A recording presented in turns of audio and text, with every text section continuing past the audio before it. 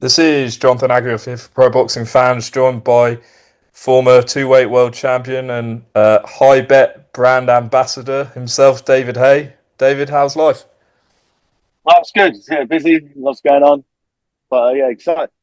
I'm intrigued about Saturday's showdown, and rarely do you get a young fighter like Moses Itauma, who looks like the real deal, getting fast tracked this quickly.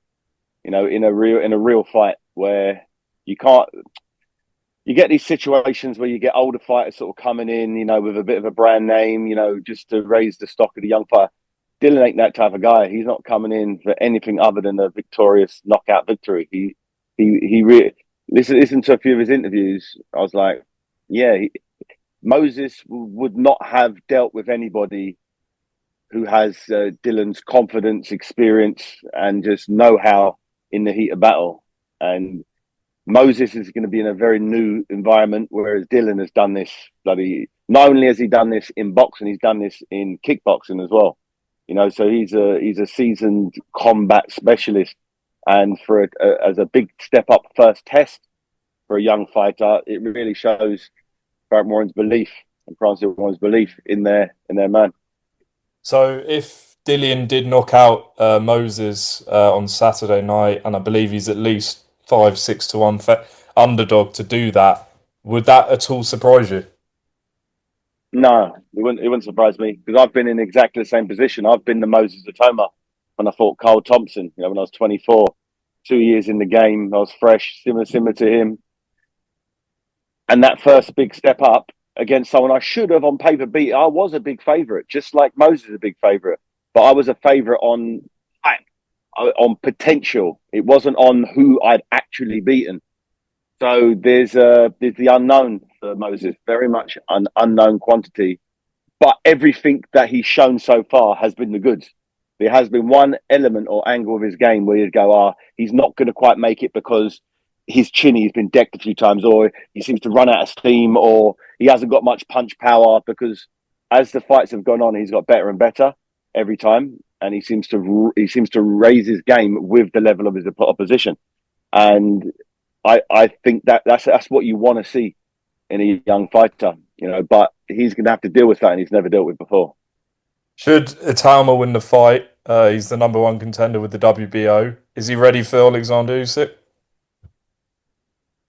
It depends on how this fight goes. If he goes out there and dispatches of Dillian Whyte within the first 4 rounds, then who else is there to fight before he can fight for the top spot? There's not many fights, and if he's already mandatory, some may say that's going too fast, or it might be perfect. Some people might have said he was rushing Mike Tyson too fast, but it worked out okay. He didn't have the deep amateur pedigree as a lot of these other sort of world level fighters currently. But sometimes your skills are just and your power is so ridiculous. It presents itself. Nassim Mohammed didn't have a massive international amateur pedigree. He didn't need it. He just had the style that worked as a professional. There's no guarantee from international success. Olympics means you become an instant world champion. Those days are long gone. And I'm sure if Moses was still in the amateurs, he would be the guy looking at getting an Olympic gold medal. But he's doing it at the richest time in boxing history. So if there's ever a time to be a professional out there, fast tracking yourself and putting yourself in the big scenes out there in Riyadh, he's there for a reason because he is on paper. Then he's the next guy. He's the next big thing. When you look at Oleksandr Usyk, in your opinion, who gives him the toughest fight? Is it Itauma, Parker, Kabayel, someone else? Style wise, I said this before. I get some stick for saying it, but Alexander's toughest fight to date, and you can ask him it, was against Derek Chisora. Was it because he underestimated Derek Chisora, or was it because Derek Chisora had the style to make it uncomfortable for Usyk, where it wasn't a long range boxing match, which he likes, which he can hypnotize people to play his game. He can't do that with Derek, So I think Derek for sure is the toughest, the only guy who's got a realistic chance of beating him and has proven it in the past. It's not just on potential. Atoma's all potential. We don't even know if he's going to win on Saturday. So it's hard to say he's going to. I can't give an opinion, but what of today, you're right, Caballel for sure. Caballel, I like Caballel. He'd have a shot. But I think Chisora is the guy. And Parker, you said Parker's also got a shot, but Parker boxes long. He's steady, and that seems to work for Usyk with people sort of showing respect.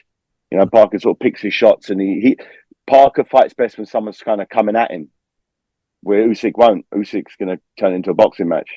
You mentioned in that interview with Froch on Fighting, that you believe in your prime you would have beaten Usyk. You said also you could have seen a way he would have beaten you. What Mm. advantages or what aspects of your game do you think you would have caused him problems with? Would it have been the speed, the power? It's just the speed and power. I wasn't more skillful than him. I'd say he's more skillful than I am in his punch variety and his amateur pedigree and the amount of international fights he had against real good guys. I watched a video of him absolutely battering Andy Ruiz in the amateurs that popped up on my feed the other day, and it just shows he's been around for a long time. And I would have had to have been really, really on my best to pull off the victory, but I'd be surprised if I'd have won it on points. If I was to win it, I would have had to have stopped him. And he hasn't shown that he's chinny at all. But I had a knack of breaking people down who didn't like to get broken down. People with granite chins, I seem to find a way to unpick it. Moving away from Saturday, you would have seen all this talk about AJ and Jake Paul. Andre Ward's the latest fighter to call him out. What did you make of Ward calling him out? It's Ward's a living legend. He did all he could do. He's beaten everybody. If he wants to come back out and mix up with the big boys, if anyone can, he looks after his body. He was always a consummate professional. If anyone can come back and do something significant, it's Andre Ward, and his skill set's ridiculous. So if Andre's smart enough where he wouldn't call someone out he didn't truly believe in his heart he could beat. He's that guy. He's he puts it out there, and if he wants to do it, yeah, I'd watch it. I'd watch it for sure. What do you make of this whole Jake and AJ thing? Do you want to see that? I'd love to see it. Yeah, of course. Who wouldn't want to see that? What a spectacle that would be. People. Everyone says, Jake Paul picks his opponents, and he always gets people over the hill. And okay, he's going in with a world class top 5 heavyweight on the planet. And it's like, okay, he might have been coming off a loss, but he's still AJ. And if he believes he wants to take that jump up to really test himself, I'd love to see it. When you look at Jake and his progress and the people he's fighting, last time out he fought a former world champion. If the call came to you and they asked you for a fight, would you entertain that at all? You and Jake, or no? No, not right now. No, maybe in 5 years. Give me 5 years. I'm about 50.